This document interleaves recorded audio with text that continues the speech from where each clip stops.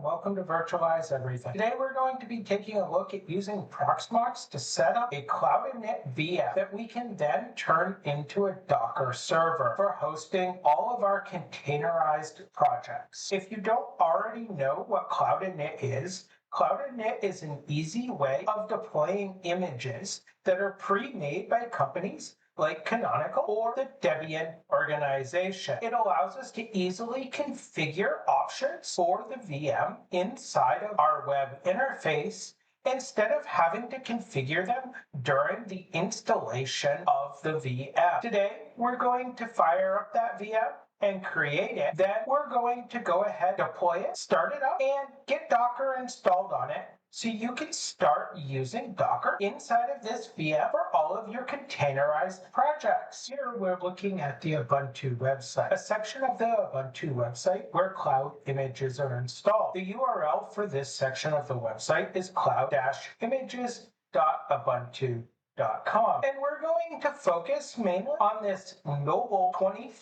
24.04 LTS release of Ubuntu. At the time of filming, this is the latest release of the LTS versions of Ubuntu. So let's go ahead and click on it, and then it gives us a bunch of different folders here. Let's go ahead and find the most up-to-date one, which will be labeled current. And scrolling down through here, we should be able to find a image file for AMD 64, just as you see right here. We can go ahead and right-click at this time, and we can copy link address. Now we can go ahead and head to our Proxmox web interface and see if this image is now able to be used with the GUI itself, or if we have to do some command line work. Here at the Proxmox web interface, we can select our local drive, and we can then select import. If you don't have import available to you, like I do, first make sure you have the most up-to-date version of Proxmox. We're filming with 9.1.2. Then head to Data Center, select Storage, select your local drive, press Edit, then select this drop-down for Content, and highlight Import, just as I have here, then press OK. Now when you return to the local drive, you should see import, just like I have here. Now you can go ahead and click download from URL, paste your URL in, and hit query URL. Now you can see that it did indeed add the raw to our image. Unfortunately, that means that we're not going to be able to work with this image without doing some other command line tricks. I am hopeful that very soon this will change for our Proxmox web interface and we'll be able to download and use IMG file. But at this time, I have seen no clarification of that happening from Proxmox, so it's only a dream. I'm going to go ahead and close this window. I'm going to select PVE, then I'm going to press shell. This is going to give me a command line view of my Proxmox server. Then I'm going to enter cd var lib vz-import. This is where my import images are stored on the command line version of Proxmox. Pressing enter, you can see my path is changed to the path that I entered. When I hit ls, you can see that I already have a raw version of the Ubuntu Noble image. So what I'm going to do for you, just to show you the process, is I'm going to head back to the Ubuntu website, then I'm going to back up to the version 22.04 LTS version that's called Jimmy, and I'm going to go ahead and grab the same file from there so we can do the entire process with a new image. Right-clicking, copy link address, move to our shell terminal, enter wget, paste our link address like so, press enter. Now that it's downloaded, we can go ahead and enter ls, and you can see that we now have the Jimmy server image, just as we have the mobile server image, but it ends in IMG and not raw. So we're going to have to enter another command to convert it. So we're going to enter qemu-img, convert the F flag, qcow to the -o, and the raw. Then we're going to press space, go ahead and copy our Jimmy image name and paste it in. Now we're going to give it another space, and I'm lazy, so I paste it again. Then I delete the IMG and I change it to raw. Now pressing enter, this command is going to convert our IMG image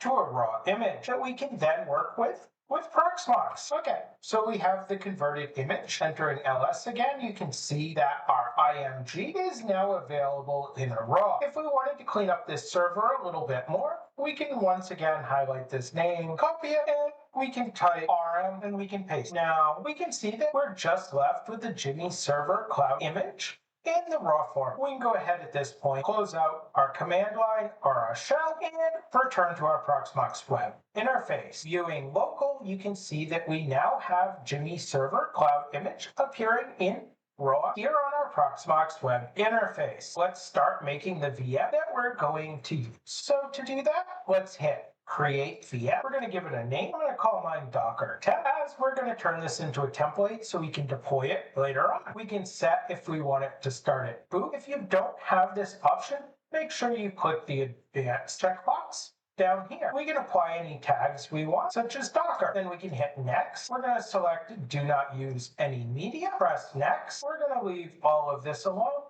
but we will check QEMU guest agent. Pressing next, we're going to delete our disk. We're going to press import. We're going to make sure local's selected, and we're going to select our Noble server image. If you remember right, Jimmy was just so I could show you the process, and we're going to return to working with Noble. Make sure our target storage is set to local LVM. If you run your disks inside of other locations, you may want to select one of those locations. I'm also going to go ahead and select discard. Now, it was my belief that discard was very similar to trim functions, but I've been informed in the comment section of one of my most recent videos that that might not be entirely true, and discard also might be useful for hard drive platters. So I'm not entirely sure. I got to go off and research this a little bit more, but I think it's a good option to go ahead and check for your process of deploying your VMs. Pressing next, we're going to give this 2 cores, and I like to select the CPU type of host. Now there's some technologies that pass through much better with host, and I find there's also a performance benefit. So with things like running databases and stuff, there's a few different CPU technologies that are required, and they pass through with host, but don't pass through with the default option. Pressing next, we're asked to give this memory. I like to give this 4096 minimum. As you know, the minimum for Ubuntu is indeed 2 gigs or 2048. Pressing next, we're asked to configure networking. We're going to leave mine on VMVR0, which is the default bridge, but your mileage may differ depending on your setup. Then we're asked to read through and confirm. We'll hit finish. At this point, Proxmox will go ahead and create the VM. So now that we have our Docker temp, VM created, we're going to need to do some configuration inside of our VM. Not as much as we would have had to do in the past when we had to use the command line to import the input, but we still need to do so. We're going to start out at the hardware tab here, and we're going to select our hard drive. Now, by default, this image comes at a little over 3 gigs. That's not going to be enough storage to do most projects. So selecting our hard drive, we're going to go up to Disk Actions dropdown, press Resize, and let's add 32 gigs to it and press Resize. Now this drive should be enough to actually work with. We now need to add the Cloud-Init features to this VM. Pressing Add, we can go ahead and go down to Cloud-Init drive. We're going to select SATA, and we're going to select the storage location of local LVM, and we're going to press Add. Now that we've added the Cloud-Init drive to our VM, the Cloud-Init option is now available for us to edit. So we can select user, and let's first give this a username of unique, and let's give it a password. If you didn't catch the steps of doing this, I'm selecting the field I want and pressing edit. Now for our DNS server settings and our DNS domain, we can leave both of them same as host. We do suggest that you fill in an SSH key if you plan to SSH to this VM, as SSH via password will not be enabled by default. Upgrade packages equals yes, and then we need to configure our IP information. Selecting that and hitting edit, we can go ahead and select whether we want static or DHCP. Static may be best if you're creating a Docker server, as we're going to be creating the template, and I want ours to start up every time where I can edit it later on in this configuration window. I'm going to go ahead and select DHCP for this. If you want to edit this, just note that you need to enter an IP address such as I have here, then a dash and your CIDR notation. Most commonly, the default CIDR notation is going to be /24. All right, moving on. We've selected DHCP once again, and we're going to press regenerate image. At this point,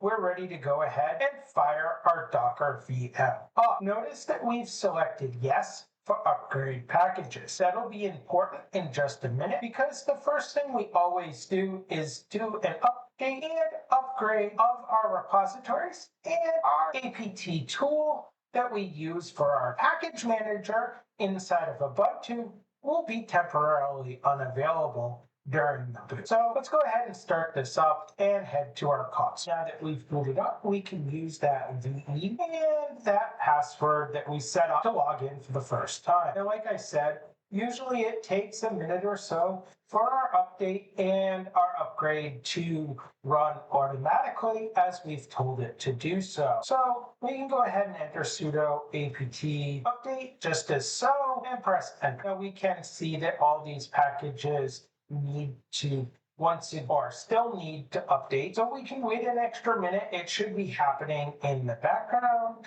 and we can run it again. And you can see this time running it that we only have 2 left. So since we have 2 left, let's go ahead and run this manually just to make sure they install. And you can see that they're now no longer available because they finished installing, which is great. So the first things we need to do now is run a sudo apt install QEMU guest agent -y to install the QEMU guest agent to allow our VM to communicate with Proxmox. Now, this isn't going to happen until we have a reboot. So if we went to summary here, you can see that we still have no IP information and it says guest agent is not running. Now, if we went to one of my other VMs that are running and have it installed, you can see that we are indeed getting that information. So heading back to the command line, we know that we're going to have to fully reboot or fully shut down our VM, but we're probably going to want to get Docker installed and everything running